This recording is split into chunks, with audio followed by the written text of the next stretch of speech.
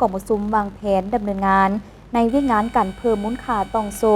ผลิตภัณฑ์ไม้และเครื่องปลาของดงขันแขวงอุดมไซกองประชุมดังกล่าวได้จัดขึ้นในวันที่20 พฤษภาคม 2565โดยการเข้าร่วมของทานพิมพ์มะเสนคุ้นศรีลีวงศ์หัวหน้าแผนกกสิกรรมและป่าไม้แขวงอุดมไซ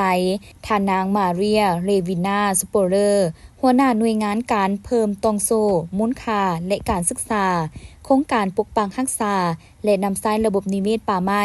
และชีวนานาพันธุ์แบบยืนยงมีผู้ต่างหน้าจากแผนกอุตสาหกรรมและการค้าสภาการค้าสาพันธ์แม่หญิงแขวงวิ่งจันทน์ต่างหน้าจากโครงการกสิกรรมและป่าไม้หาเมืองเป้าหมายพร้อมทีมงานของโครงการเข้าร่วม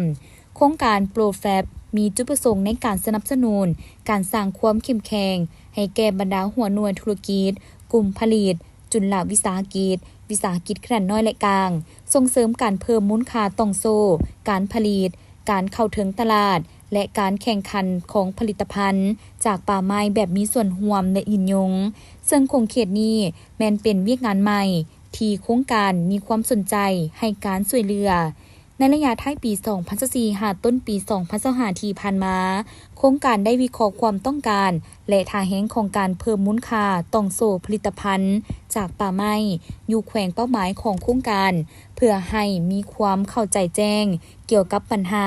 ความต้องการและท่าแฮ้งต่างๆเป็นต้นการพัฒนาผลิตภัณฑ์และการเข้าถึงตลาดกองประชุมนี้แนใส่นำเสนอผลได้หับจากการวิเคราะห์ความต้องการและท่าแฮ้งของการเพิ่มมูลค่าต้องโซ่ผลิตภัณฑ์จากป่าไม้ภายในแขวงวิ่งจันทน์นำเสนอแผนการจัดตั้งปฏิบัติของหน่วยงานต้องโซ่มูลค่าทบทวนและปรับปรุงแผนดำเนินการปฏิบัติโดยมั่นใจให้มีการกำหนดการประกอบส่วนและแบ่งความรับผิดชอบที่ชัดเจนปรึกษาหารือเกี่ยวกับบาทก้าวต่อไป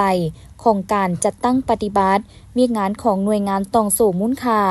ทั้งเป็นเวทีได้แสดงความคิดเห็นนำเสนอและแลกเปลี่ยนข้อมูลต่างๆที่ติดพันกับเวียกงานการเพิ่มมูลค่าต้องโซ่ผลิตภัณฑ์ไม้และเครื่องปลาของดงเพื่อประกอบเข้าในการวางแผนกิจกรรมของโครงการที่จะจัดตั้งปฏิบัติอยู่แขวงเป้าหมายของโครงการในนั้นรวมมีแขวงสยบุรี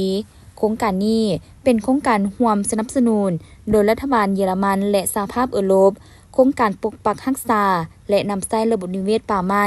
และชีวนานาพันธุ์แบบยืนยงแม่นองค์ประกอบเกี่ยวกับวิงานป่าไม้ของแผนงานการร่วมมือระหว่างทีมยุโรปและสปป.ลาวเพื่อยกระดับการค้าการลงทุนและการเชื่อมโยงแบบยืนยงและทั่วถึงในแขนงกสิกรรมและป่าไม้